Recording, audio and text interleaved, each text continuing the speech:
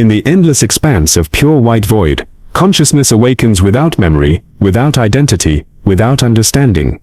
This is where our story begins, not with birth, but with the aftermath of death, in a realm where existence itself becomes a profound question.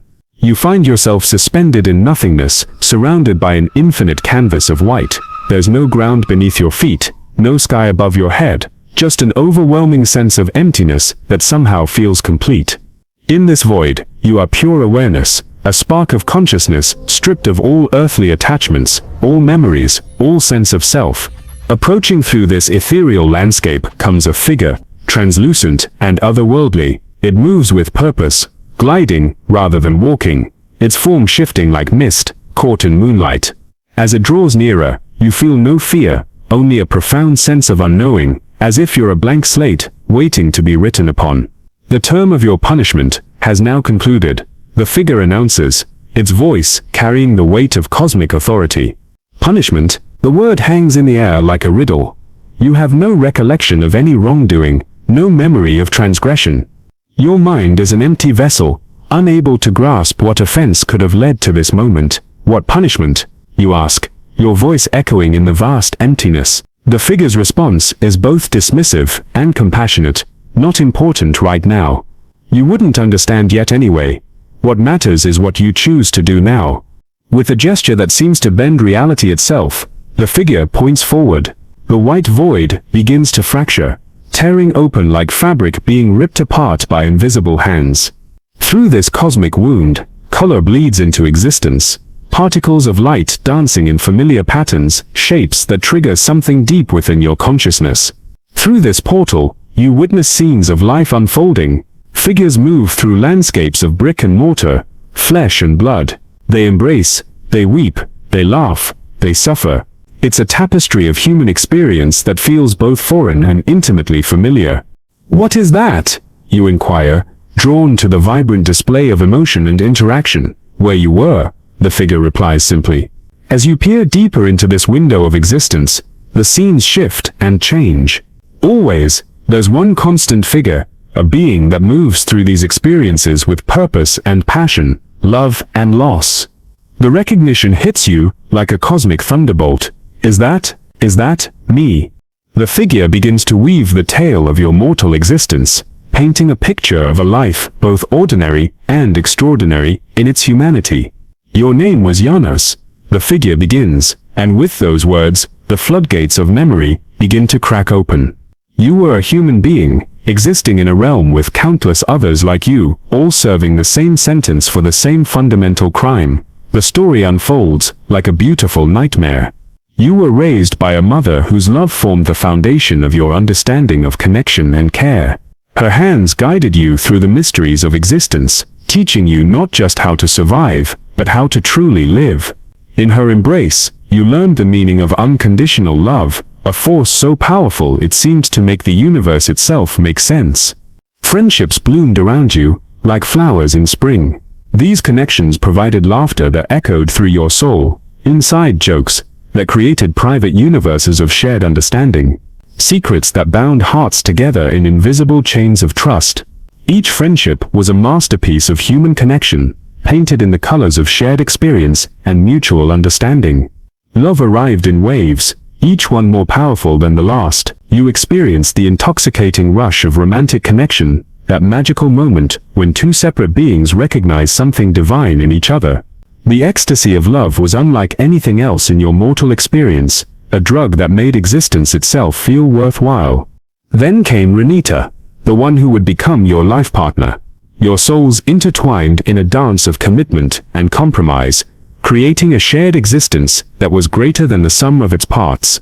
Together, you built a life filled with dreams, struggles, and the quiet satisfaction of having someone who truly knew you. Children arrived like miracles, tiny beings who carried pieces of your soul in their eyes.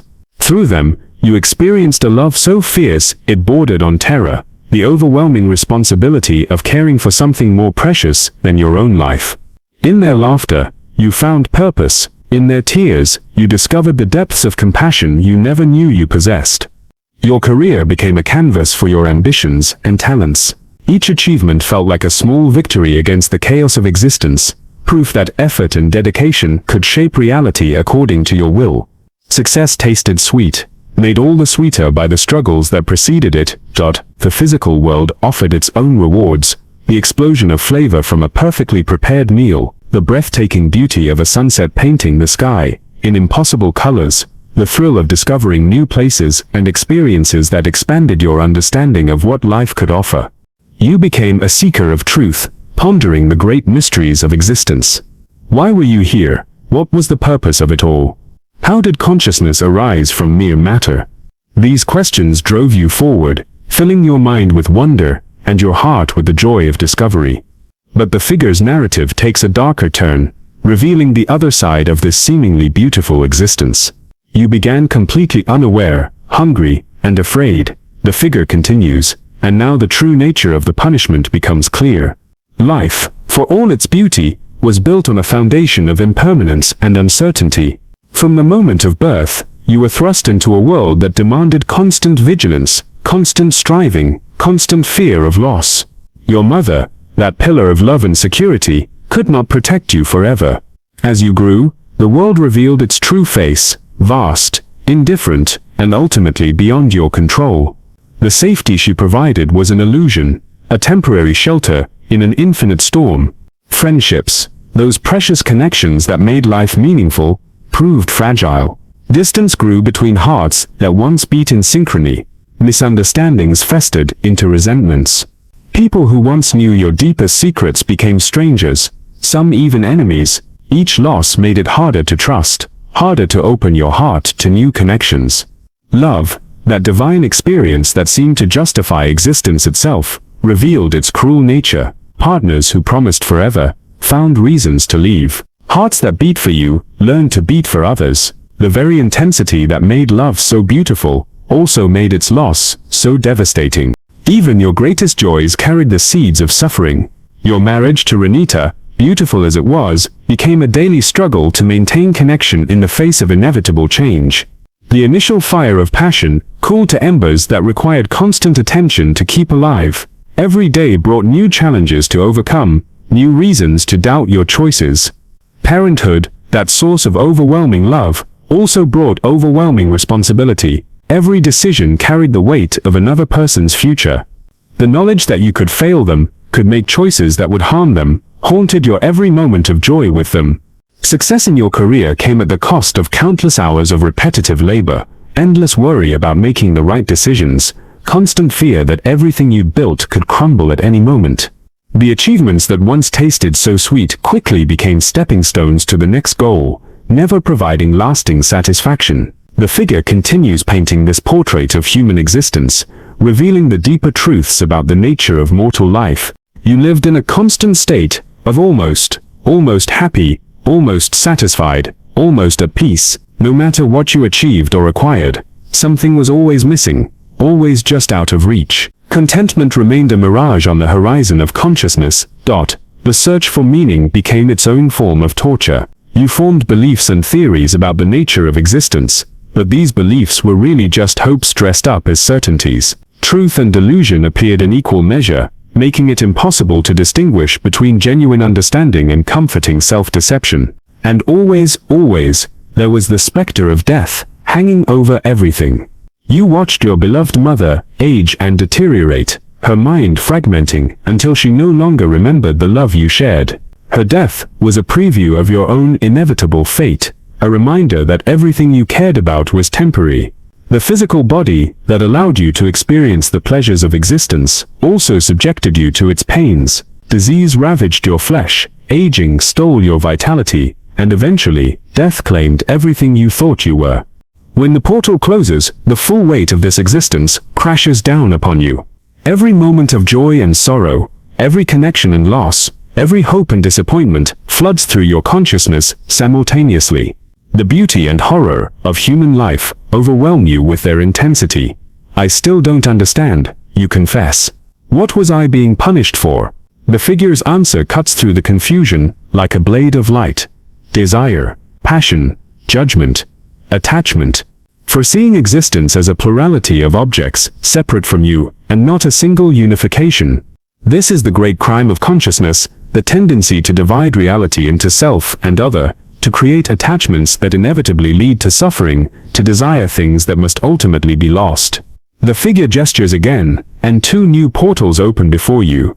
One radiates warm light, filled with colors and fractals that remind you of everything you've just remembered. The other emanates darkness, punctuated by a gentle mist and a low peaceful hum. Your term is complete, the figure announces. You can step out of the cycle of birth and rebirth. You can return to where you came from, where everything comes from, where all questions have answers in the form of no questions at all, where no hearts break because there are no hearts to be broken, where no hopes can be crushed because there is nothing to hope for, where there is no loss because there is nothing to attach to. Heaven, nirvana, moksha, liberation. The alternative is equally clear: return to the cycle, be reborn without memory of this revelation, destined to experience all the same features of corporeal existence once again. Standing before these two paths, the eternal bliss of nothingness versus the absurd cycle of mortal passion, you make perhaps the most human choice of all. In the face of perfect peace, the imperfect chaos of existence suddenly feels precious.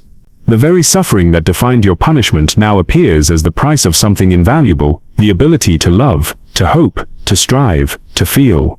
If that's heaven, give me hell, you declare, stepping toward the portal that will return you to the world of form and feeling.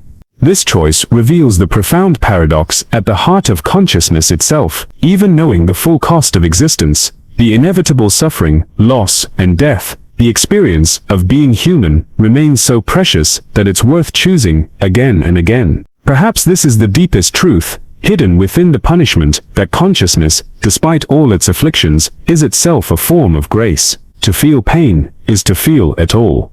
To risk loss is to experience love. To face uncertainty is to remain alive to possibility.